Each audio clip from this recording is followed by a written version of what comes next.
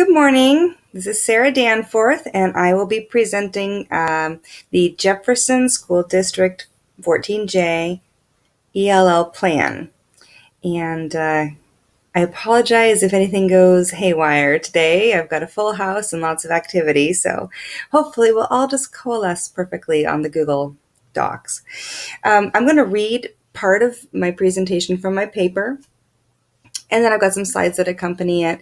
And I'm going to skip around a little bit in the paper, not read the whole thing, but just kind of keep it relevant to the slides. So here we go. Introduction. I have chosen Jefferson School District 14J primarily because that's where I work.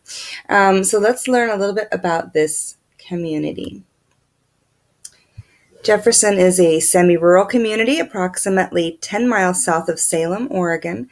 The district covers an area that is 42.6 square miles and draws students from Marion and Lynn County. There are about 3,000 people who live in the town. Let's see.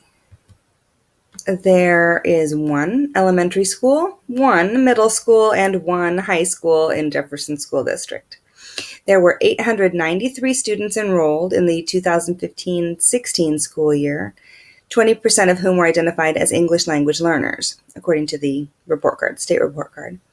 There are 4 languages spoken in the district, primarily English at 71.6%, Spanish at 26.7%, and then we have Somali and Russian each at around 1%.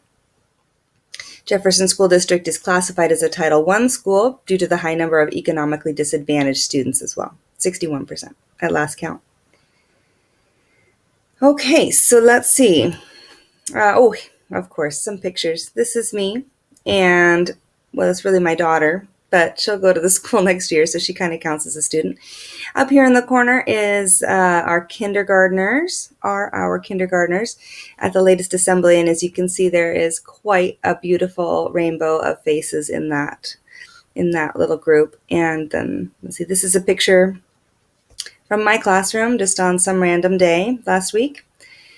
And this is out in the garden on Wednesday when we were exploring some of the mushrooms that are all exploding out there. So what do we do at Jefferson School District? We really have 2 models, one for the elementary school and one for the middle and high schools, and I'll just kind of go through it briefly. At the elementary school, we don't have a dedicated bilingual or ESD pull-out program. So the teachers are all ESOL endorsed and PSYOP trained. Okay, in a minute, please. We provide like sheltered English only instruction. Some of us know a little Spanish, and so we try to support when we can, but that's not really a legit way that we do it. We provide up to 30 minutes of language support a day, and that comes in many forms. It can be through small group, time in reading and math.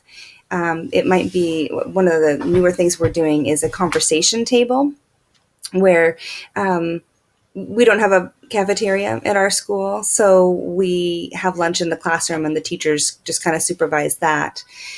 So some of us, 2 or 3 times a week will provide our ELL students with a topic that's kind of related to the reading or whatever's going on in the world, and give them a little time to practice. Then at lunchtime, we get together at one table and we just practice our conversation skills. We also provide an after-school program 2 days a week, and last year, for the first time, we had a summer program, which is really cool, for ELLs only. At the middle school and high school, it's a little bit more, I don't know if you would call it traditional, but it's definitely what I was used to growing up, where the students all are required to take an ELD elective.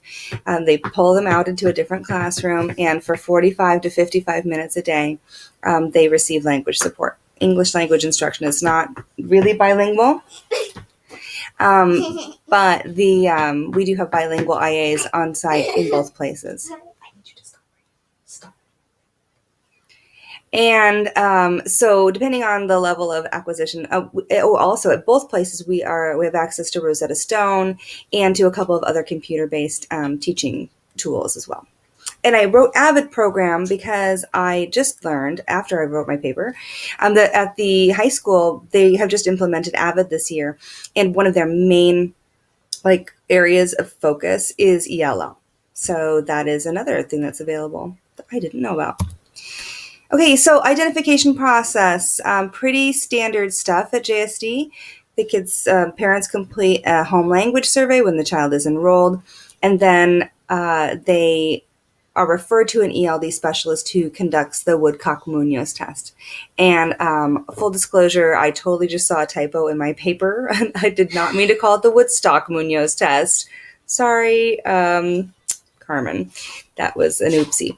And as well as the Woodcock-Munoz test, they get an ADEPT assessment. So all that information is passed along to the teacher and at the elementary school because the child is going into the mainstream school. So then what happens next? Once they are in the classroom, they continue to receive multiple supports. As I described earlier, they kind of keep on keeping on for as long as they need.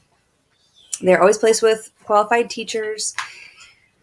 The whole room, all of the teaching is kind of designed with the ELLs in mind. Since we know we're all ELL teachers and we understand that they need supports, we just kind of roll it out all day long to all of the students because our belief is that all of our students are English language learners.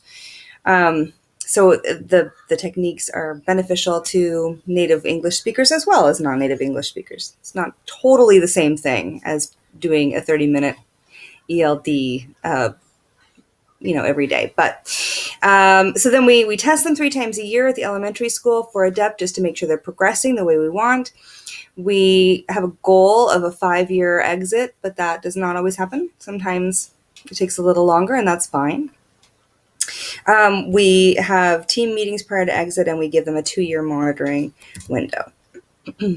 We have a few different community supports as well. We do have a school garden, and all parents are invited. And I kind of, because I run the garden, I kind of emphasize our multicultural families. They come in, they plant whatever they want, they take care of things. The students learn how to help, and then they can pick the foods, eat the foods. It's very, very much a community garden in the truest sense. And then we also provide adult English classes at the school and this new ELL summer school that's really been exciting, very STEM focused and also conversation focused. And guess what? It's working. It's not, it's not the greatest. It's not according to the rules in a lot of cases because we're so poor. We just don't have the money, or we can't attract the people who have the right skills. We do our very, very best for these kids. And so we've got an 86.7% of all ELLs graduate, which compared to the state of Oregon graduation rate, which is 66.9, that's pretty amazing. And so the dropout rate is 3.2% lower than Oregon's average. Just made me really happy to learn that when I was looking through a report card. And that is pretty much it for my slides. My summary as to whether or not we meet the standards for ELLs, I think we do, but I think it's just barely. And the fact that we can, with our RTI and all of our other curriculum requirements, there is not 30 minutes a day for elementary teachers to actually dedicate for ELD. So the fact that we're kind of fudging it over makes me nervous sometimes, but I think fundamentally, and this slide really tells the story, what we are doing is helping. And I think it's the passion and commitment of the teachers at our district that really make it work.